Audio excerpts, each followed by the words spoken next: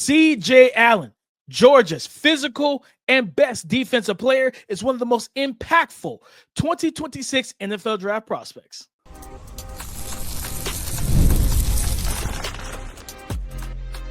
You are Locked On NFL Draft, your daily podcast covering the NFL Draft. Part of the Locked On Podcast Network, your team every day. Welcome back to the Locked On NFL Draft Podcast, your daily podcast covering your favorite draft prospects, part of the Locked On Podcast Network, your team every day. I'm your boy, Damien Parson. I'm an NFL draft analyst with Bleacher Report. That's my guy, Keith Sanchez. He's the director of scouting with the Draft Network and 2019 national champion with those LSU Tigers. And as always, thank you for making Locked On NFL Draft your first listen today and every day. Shout out for being our every dayers, guys. C.J. Allen, we're getting back to another SEC episode. I was feeling very gracious again from my co-host Keith Sanchez that we stayed. We grabbed the hotel. We stayed in SEC country. We're going to Georgia first, guys. Talking about C.J. Allen, that next great playmaker at the second level of their defense. Harold Perkins Jr. coming off, I believe he tore his ACL last year, early in the season last year. He's coming back. What kind of role does he bring to the LSU defense and the NFL defense? And then Taurean York, Texas A&M second level defender. We're going to get into all of that. So let's start with C.J. Allen. Keith, I told you probably about, I feel it's probably like 2 weeks ago when I brought this young man up. I love his game. Like, this is like, and I'll say he's the next Roquan Smith. Like, okay, that's how high I am. Off bold. I like it. That's how high I am on C.J. Allen, Keith. He's that next Roquan Smith to me because 6'1", 235, another 3-down linebacker, that Mike backer for them. Such an impactful defensive player, man. And you know what he's able to do and what he was able to do last year. He had 17, like the blitzing, 17 pressures and hurries, 4 batted passes, showcasing the IQ to get his hands up and try to knock the ball down when he can't get to the quarterback. When he did blitz 3 QB hits, over 60 tackles last year. Then he was good in coverage, had 2 PBUs, 1 interception last year. But one thing we talked about the linebackers yesterday. One thing we continue to talk about was instincts. C.J. Allen is such an instinctive defender. He's got really good speed, sideline to sideline range. He covers ground really quickly, tracks the football. And he's one of those linebackers, those players, to me, Keith, that he's going to be where the football is because he has a nose for it. So that speed, the athleticism, this is a guy that, to me, I think he has a real strong shot to challenge Anthony Hill Jr. as that LB1, him and Deontay Lawson, because I don't think a lot of people know as much about C.J. Allen and everything because he wasn't draft eligible. And Georgia didn't have the big year that we're so accustomed to them having, right? Like, they lost to Notre Dame and nobody saw that coming. I think it was Notre Dame in the CFP, if I remember correctly. Yeah. So, like, they did not have the year that we typically expect, but I'm pretty sure Kirby Smart's not going to let that happen again, as long as the quarterback play is up to par for them this year. Receivers, things of that nature. C.J. Allen's going to be their best defensive prospect, in my opinion. I think he's going to be the guy we're talking about come April of 2026. Yeah, 2 words for CJ, right? Fast and physical. I think with his tackling, when he arrives, he thumps people. There's a physical nature to him and what he does, and I think that's exciting, right? To see that part of it, just being kind of a enforcer. And you went Roquan Smith, but I think just that almost type of previous to that era when it was the Ray Lewis's and the why am I want to say Brian Urlacher, Joey Porter. I don't know why I kept wanting to say Joey Porter. Joey Porter, the Larry Foots, where you got the vibe that like these guys are just mean, tough, and nasty, right? Yeah, man. And at some point we went with the more finesse linebackers and we went these guys athletic. I think C.J. Allen is both. I think he is an explosive athlete, and you see that like when he has to go one-on-one with running backs out of the backfield, and they have they got choice routes and things like that. The running back chooses his place, and then he just decides to jump in a hip pocket and run with him. So I see a lot from C.J. Allen overall. I like him. we talked on that was yesterday's podcast, the last podcast, just about some of those linebackers and how they could potentially play all three positions. I think CJ can too, and he can play in a multiple front defense. There's a lot of different things. In pass coverage, I think he's quick enough and twitchy enough to be solid for you in pass coverage, right? But the thing that you get with CJ is that he should be a top-notch run defender for you. And I think we have to get the thought process out of wanting, because if you have linebackers that their best trait is that they could cover, then you might have a problem, right? Like you, or stopping a run. It's the same thing with some positions, and we apply different traits to certain positions. Is that really necessary, right? Like you need that part to be an effective NFL player, and I'm just not in position. We talked about Anthony Hill on yesterday's podcast too. I'm not in a position to knock these guys because they may not come out and run 4.3s and be the best athlete. No, they're good football players that's going to bring the thump. They're going to be enforcers. CJ appears to be a leader, and this appears to be his defense. And when you talk about Georgia and who they promote, and they've done a very good job of telling us early on who are the dudes, right? like this is a dude, the dudes, and they're kind of stamping him, CJ Allen, as a dude. 100%. I think on the contrary, compared to the guys we talked about yesterday on yesterday's part with Weeks and Anthony Hill and Deontay Lawson, like he's the best tackler out of all these guys in terms of CJ Allen. He only had 5 missed tackles last year all season, and that's accounting or putting into context of how physical of a tackler he is. Usually when you see guys that are aggressive and physical, you tend to see missed tackles because sometimes they get a little they overexert themselves, over-exaggerate as a tackler. That's not him. Like you said, when he makes contact, you feel it, you hear it, it's sound, and he wraps up very well. Well, no matter if he's tackling up high, if he's attacking the lower body, cutting the tree at the trunks, like he understands the importance of wrapping up. We see some guys, because and it's a lot of times because of especially in the NFL, like the CBA, you can't take guys to the ground, you can't full pads like you used to. Newsflash, that's why we have more injuries now. It's because their bodies aren't. You don't build up that callus that we did back in the day when cats were playing, or practicing two a days in the 100 degree heat in the summer. You built up callus, right? You built up character in those practices.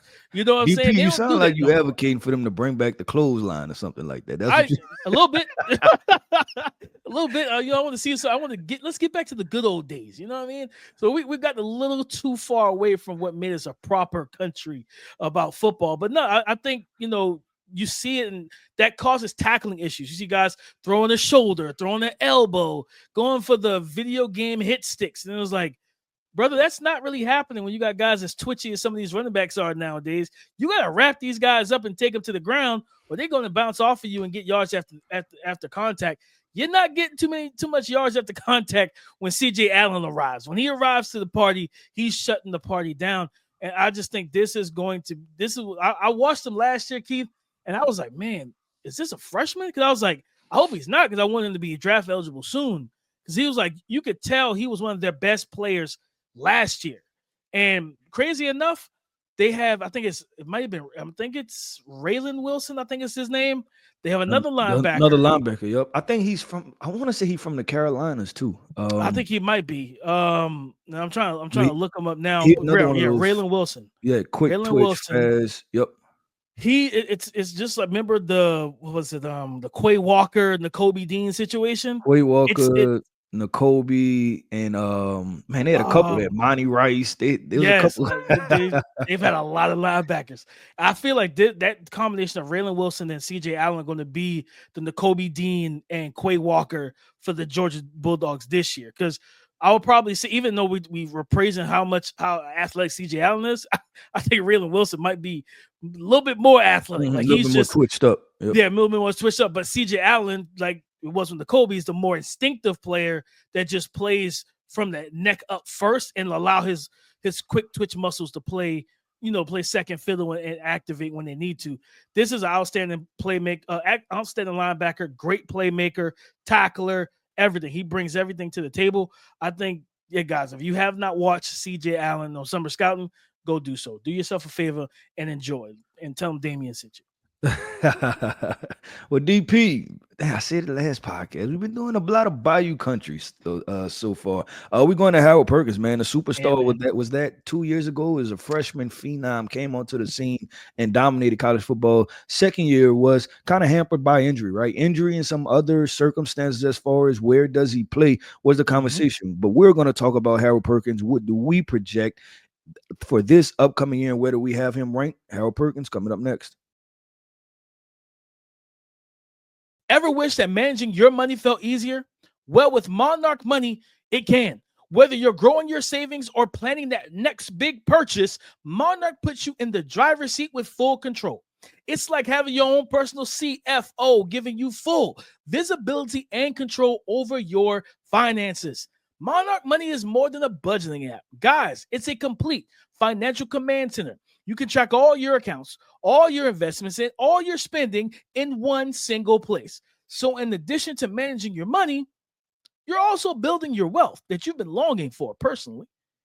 One thing that I was surprised about is the fact that when I started tracking my spending, we spent too much money on takeout. So we went to the grocery store, spent less taking out, we cook more at home.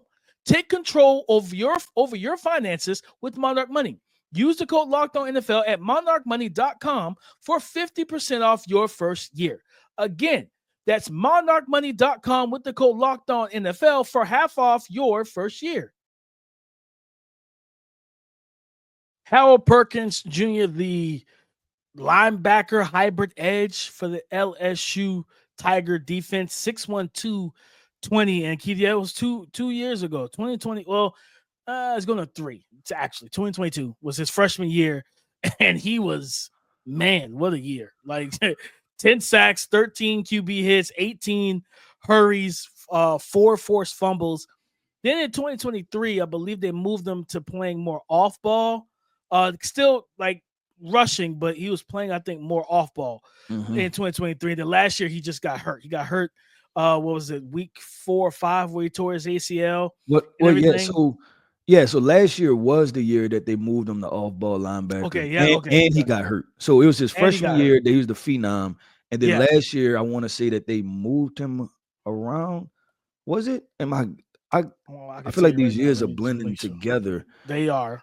They moved. His first move to linebacker was 2023. He started playing Will, Mike, and left and right outside. So they start experimenting with him as a starter at the second level. So I had that wrong. In 2023. Yep.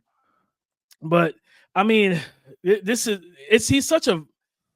going to be a very complex, case because of his body type, right? I mean, we just watched Jalen Walker be drafted as that hybrid linebacker edge, but Jalen Walker probably has 20 pounds on him.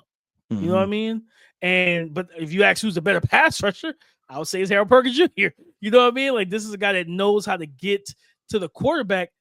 His coming off that ACL, and it happened early enough in the season where you get the surgery, you get the rehab, all stuff like that. He should be ready to go for week 1, long as mentally he's prepared for it and he's trusting.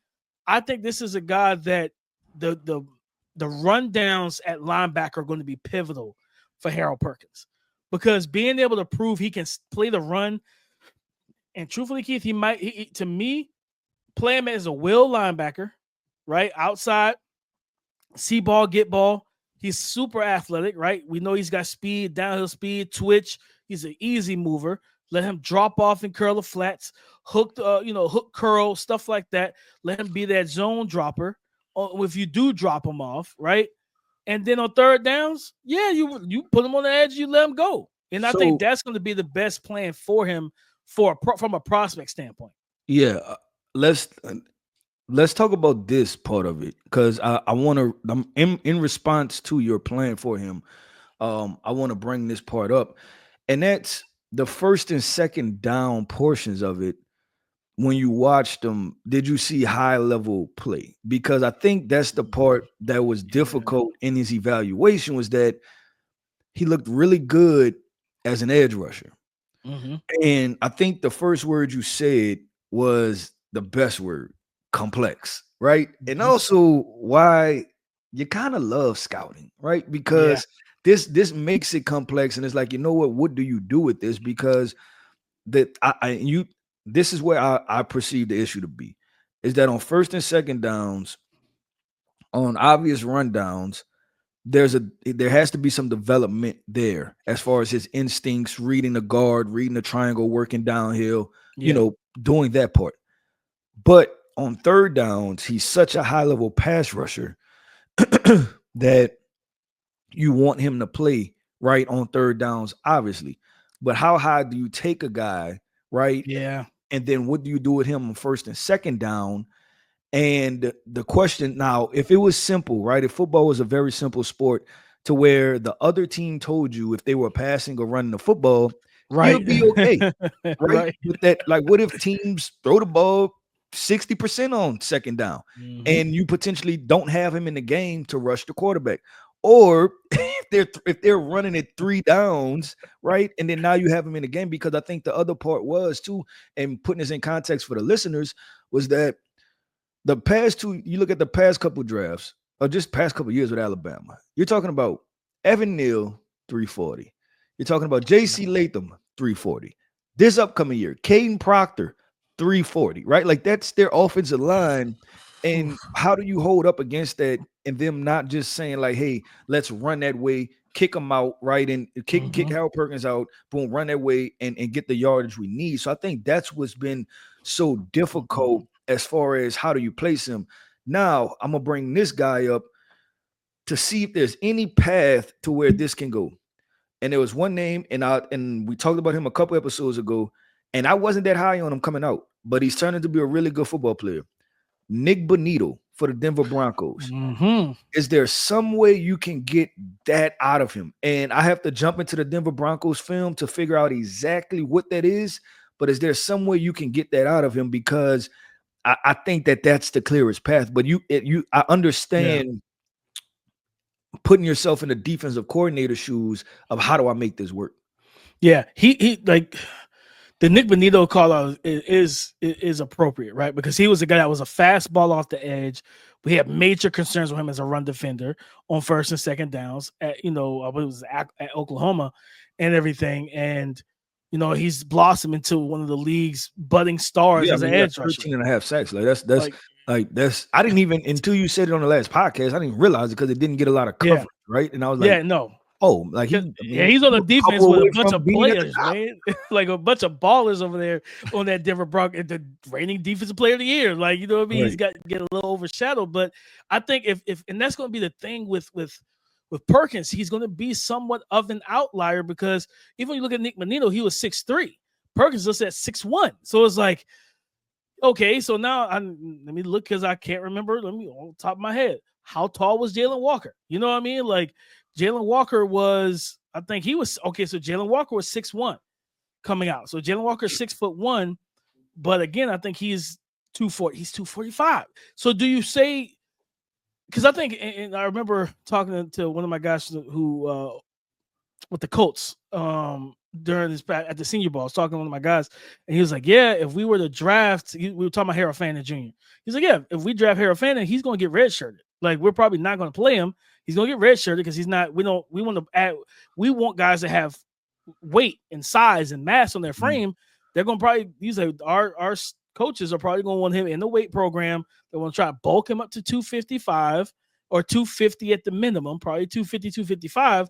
And you probably won't really see a full workload for him until 2026.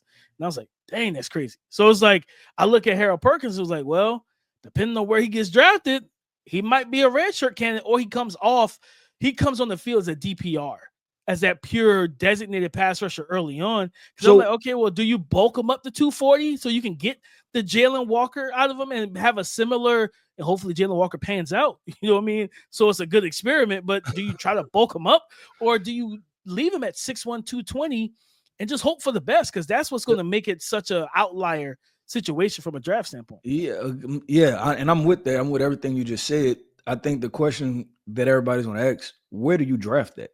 Right. Yeah. I don't have an answer for that. I don't know, man. Like he's an exciting player, and that freshman year, like a lot of you not, he has that freshman year, and if he was draft eligible next year, we probably heard his name round 1. Somebody would be like, listen, this kid just had 10 sacks in the SEC. He did this, that, and the third. I'll take it. But then I think and I feel like, LSU, that's what I would love to get to talk to a coach at LSU. Like, what went into the thought process of moving him after such a successful edge rush season to say, we're going to play you as an off-ball backer starting the next year. You know what I mean? Like, you don't really see guys go from dominating as a pass rusher as a freshman, like 18, 19 years old, and then being kicked to the second level of the defense. What went into that thought process, and was it concerns that like we're talking about? Is it the run game concerns? Is it the concerns of physicality and setting the hard edge and like playing the point of attack at the point of attack? I think those are things and questions that have to be answered. But at the end of the day, Keith, now look at Harold Perkins. He's just going to be, go back to the word, complex. He's going to be a complex eval, which is fun because at the end of the day, it makes you think of the versatile ways and everything that you can use him. Like, how can I get him on the field? How can we because you do want to get that type of pass rush ability, the dip and bend, the agility, the speed, the closing burst. You need that off your edge on key third downs. But where are you drafting it, and how much of the snaps, or what percentage of the snaps is he playing? But again, what happens, Keith, if he takes that step as an off-ball backer and he's dropping off in the coverage well, he's playing downhill well as a will linebacker, then I think that might open up his best case to be maybe second round. You know what I mean? Yeah. I think probably third rounds where we're probably going to hear his name called. Yep. And there's a lot, DP, and we'll see how this season unfolds because we talked about the additions that LSU has made, right? So let's see if that helps him out as far as he's able to play a specific position and doesn't have to do things that's kind of stretching him out of his natural instincts, right? Yeah. So DP, let's do this, man. Let's head to Texas A&M. We have Taurean York coming up next for those Texas A&M Aggies.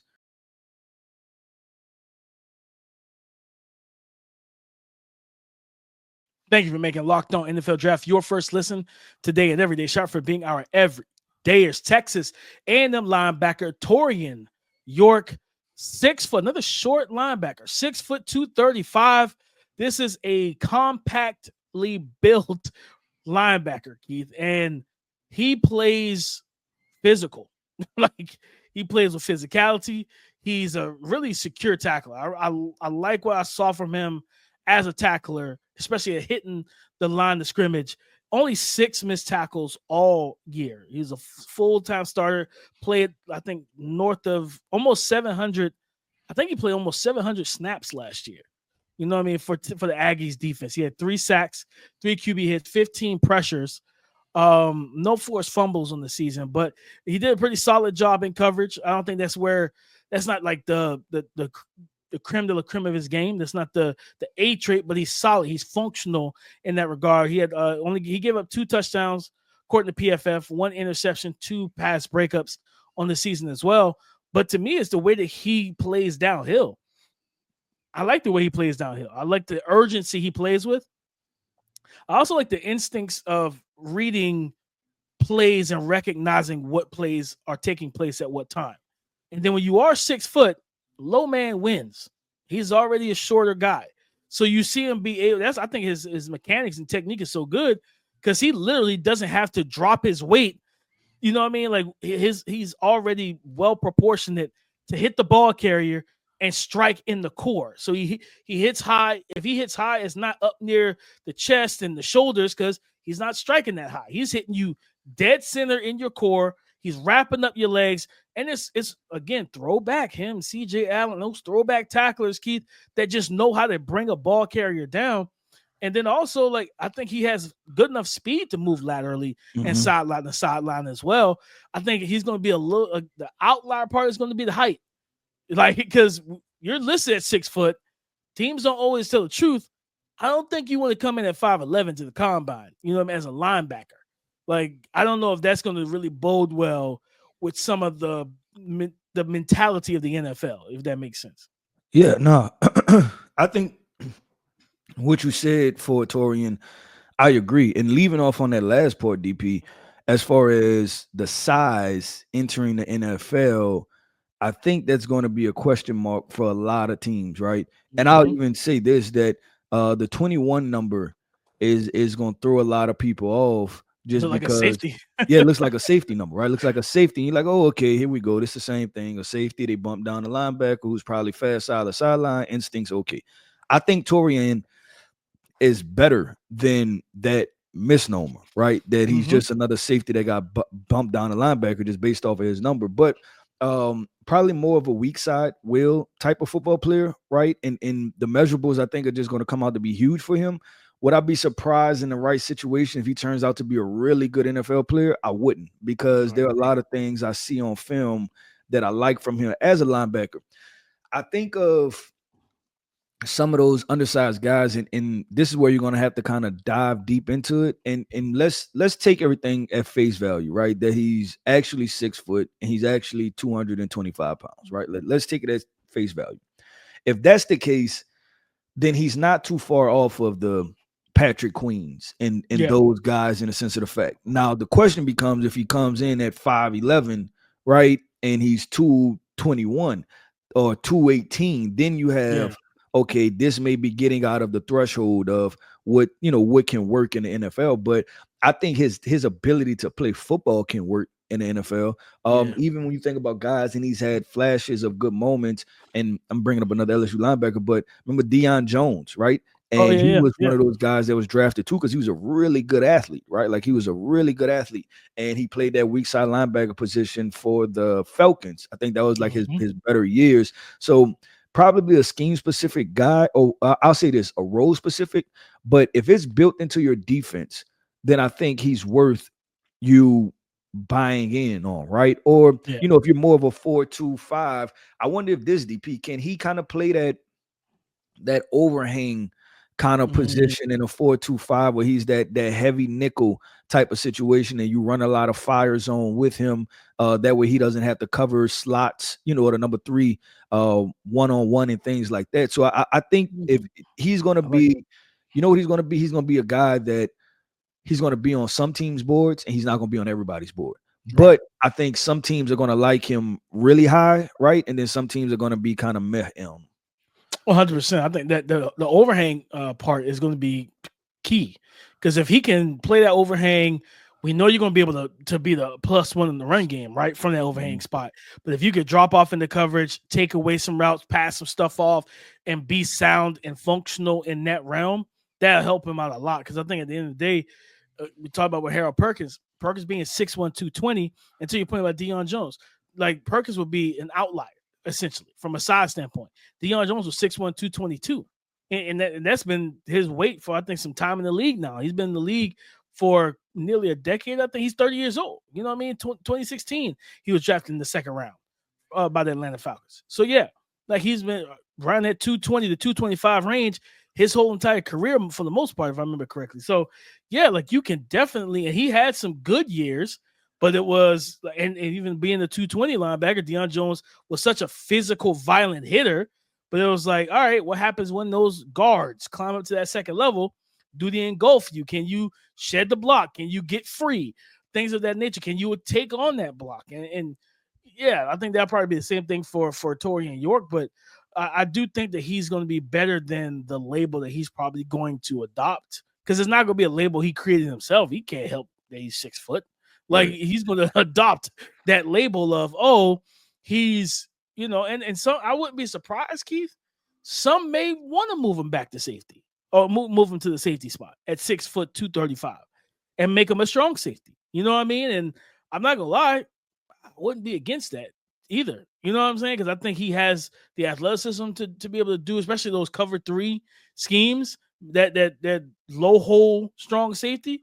I could see him thrive, really playing well in that type of role. But I would at least like to see him playing linebacker. And he's going to be, you know what he's going to be? He's going to be a linebacker, in my opinion, that needs to go into a defense that has big bodies on the defensive line.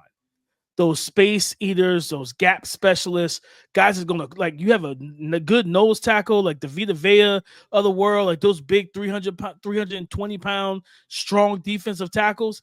that's going to command that double team, right? Like Baltimore has a Travis Jones and stuff like that. Like if you got a really good nose tackle or defense, it's a 4-3 defense, and you got two good defensive tackles, and they're going to command. One's getting doubled by the center guard, the other one's holding that guard up. That's going to allow Taurean to then hit gaps. Remember Ryan Shazier when he was with the Steelers? And, because he was, I think, built similar to the Deion Jones, but Ryan Shazier was so good when he was able to shoot gaps, right? He wasn't the most polished and just like he had a high ceiling to become one of the best linebackers because of everything physically he had. But from a mental standpoint, he just was a bat out of hell. Like he just wanted to wreck shop. So you see him like splitting gaps and hitting gaps and all that type of stuff instead of like always diagnosing and playing the linebacker position like a Ray Lewis and Brian Urlacher would. He played it his style and he was effective at it. It was kind of feast or famine at time. But at the same time, like I look at Taurean York, like if you give him big bodies up front, he could do some things for you. Could keep him clean. That's going to be the biggest thing. Keep him clean. He's going to be able to move sideline to sideline and make those plays for you. Yep, I agree with DP. That wraps up another episode, man, of the Locked On NFL Draft Podcast. I want to end this podcast off by saying shout out to our everydayers. Thank you for tapping in with us each and every single day. I am Keith Sanchez. You can find me on X at The Talent Code. That right there is my guy, my co-host, Mr. Damien Parson. You can find him on X at DP_NFL. And like we like to say, man, y'all come talk to us because we like to talk back. Go subscribe and follow for free on YouTube, wherever you listen to podcasts, to get the latest episode as soon as it is available. Guys, we got to get into the offensive tackles. This is supposed to be a really top-heavy class with 2 tackles out of Utah, Caden Proctor out of Alabama. We'll talk about all that coming up on the next episode of Locked On NFL Draft Podcast. So come and join us again on the Locked On Podcast Network, your team every day.